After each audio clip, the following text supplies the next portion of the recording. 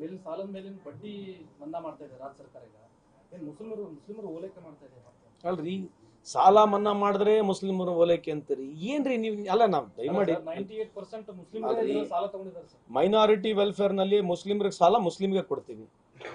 ಆಮೇಲೆ ಅಂಬೇಡ್ಕರ್ ನಿಗಮದಲ್ಲಿ ಕೊಡ್ತಕ್ಕಂಥದ್ದು ಎಲ್ಲಾ ನಿಗಮಗಳಲ್ಲಿ ಕೊಡ್ತೀವಿ. ಎಲ್ಲಾ ನಿಗಮಗಳಲ್ಲಿ ಸನ್ಮಾನ್ಯ ಮುಖ್ಯಮಂತ್ರಿ ಅವರು 2013-18 ಇದ್ದಾಗ ಎಲ್ಲ ಅವ್ರೇನು ತಪ್ಪು ತಿಳ್ಕೊಂಡಿದ್ರೆ ಸಾಲ ಸುತ್ತ ಮನ್ನಾ ಮಾಡ್ತಿಬೇಕಂತ ವಾದ ಇತ್ತು ಅವ್ರದ್ದು. ಅದು ಕ್ಲಾರಿಫಿಕೇಶನ್ ಆಗಿದೆ.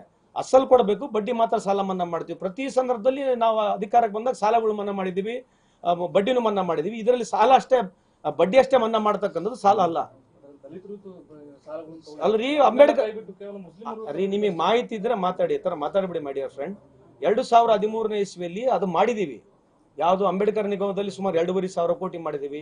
ಭಾಗ್ಯ ಜ್ಯೋತಿ, ಭಾಗ್ಯ ಕುಟೀರ ಇತ್ತು, ಸುಮಾರು 5,000 ಕೋಟಿ ಅಷ್ಟು ಖರ್ಚು ನಾವು ಸಾಲ ಮನ್ನಾ ಮಾಡಿದೀವಿ. ಆಮೇಲೆ ಗ್ರಾಮ ಪಂಚಾಯತಿ ಕರೆಂಟ್ ಬಿಲ್ ಇತ್ತು ನಾವು ಬಂದಾಗ, ಅವಾಗ ಅದನ್ನು ನಾವು ಮನ್ನಾ ಮಾಡಿದೀವಿ. ಈ ತರ ದಯಮಾಡಿ ನೀವು ಆ ತರ ಕೇಳ್ತಕ್ಕಂಥದ್ದು ಸರಿಯಲ್ಲ. ಎಲ್ಲರಿಗೂ ಅವಕಾಶ ಇದೆ. ನಾವು ಪಕ್ಷಾತೀತವಾಗಿ ನಮ್ಮ ಸರ್ಕಾರಗಳು ಬಂದಾಗ ಎಲ್ಲಾ ಸಮಾಜಗಳನ್ನ ಒಕ್ಕಟ್ಟು ಮಾಡ್ತಕ್ಕಂಥ ಕೆಲಸ ಮಾಡ್ತೀವಿ. ಇದು ಸರಿಯಲ್ಲ ಅಂತಕ್ಕಂಥ ನನ್ನ ವಾದ.